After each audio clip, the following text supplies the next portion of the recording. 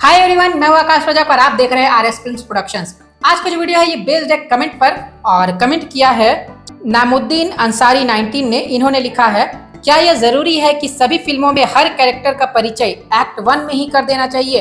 देखिए, क्वेश्चन भले ही छोटा है इनका, लेकिन बहुत ज्यादा इंपॉर्टेंट है सभी राइटर्स के लिए। इनके कहने का मतलब है ना कि जैसे आप जानते हैं कि 3 एक्ट्स होते हैं टोटल, एक्ट 1, एक्ट 2, एक्ट 3।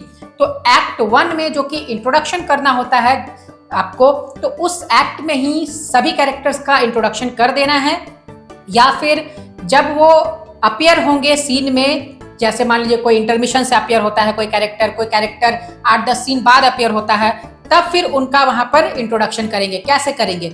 तो ये बहुत ही इंपॉर्टेंट क्वेश्चन है, सभी राइटर्स को पूरा जानना चाहिए इसका जवाब। चलिए शुरू करते हैं वीडियो को। देखिए, सबसे पहले तो आप ये जान लीजिए कि जब भी आप स्क्रिप्ट को लिखते हैं ना, तो इसमें टोटल 3 एक्ट्स होते हैं, एक्ट 1, एक्ट 2, एक्ट 3। इसीलिए कहा जाता है इसे 3 एक्ट स्ट्रक्चर। अगर आपने मेरा 3 एक्ट स्ट्रक्चर वाला वीडियो नहीं देखा है तो जाकर के उसे देख लीजिए, आपको समझ में आ जाएगा कि 3 एक्ट स्ट्रक्चर क्या होता है।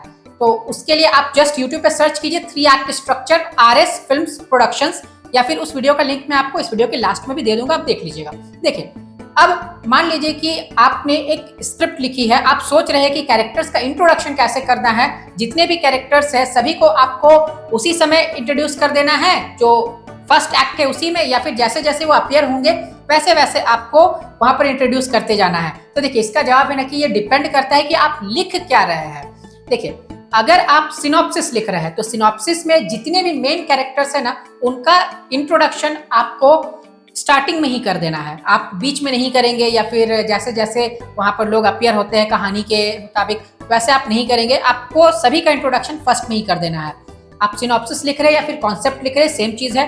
वहीं अगर आप 1 लाइनर स्टोरी लिखते हैं या फिर स्टोरी लिखते हैं, तो फिर आपको कैरेक्टर्स का इंट्रोडक्शन जो है ना, वो आपको उसी वे में करना है जब वो अपीयर होते हैं फिल्म में। मान लीजिए कि कोई कैरेक्टर है, वो इंटरमिशन के समय में आता है, यानी इंटरमिशन के बाद में वो आता है, तो आपको उनका इंट्रोडक्शन इंटरमिशन के बाद में ही लिखना है। आप स्टार्टिंग में नहीं लिखेंगे। जब आप अपनी मूवी को स्टार्ट कर रहे हैं लिखना, तो उस समय नहीं लिखेंगे। आप इंटरमिशन के बाद में ही उनका जो कैरेक्टर है ना, उनका पूरा लिखेंगे कि वो क्या है, क्या बैकग्राउंड है उनका, उनकी एज वगैरह क्या है, सभी चीजें आप वहां पर तब लिखेंगे। और सेम चीज जो है ना वो हो जाती है स्क्रीन प्ले या स्क्रिप्ट के साथ भी। स्क्रीन प्ले और स्क्रिप्ट में भी जब उस कैरेक्टर का रोल होगा, जब उस कैरेक्टर की जरूरत होगी, जहां से वो अपीयर होगा फिल्म में, उसी समय उसके सीन को लिखा जाता है और उनका इंट्रोडक्शन किया जाता है उसी सीन में। ये नहीं कि आप सीन नंबर 1 में ही सबका इंट्रोडक्शन कर देंगे। जब जैसे जिस सीन में जो कैरेक्टर आएंगे उसके हिसाब से आपको उनका इंट्रोडक्शन करते चलना है। तो आई होप कि आपको समझ में आ गया होगा कि कॉन्सेप्ट और सिनॉप्सिस के लिए नियम अलग है, और 1 लाइनर स्टोरी, स्क्रीन प्ले और स्क्रिप्ट के लिए नियम अलग है।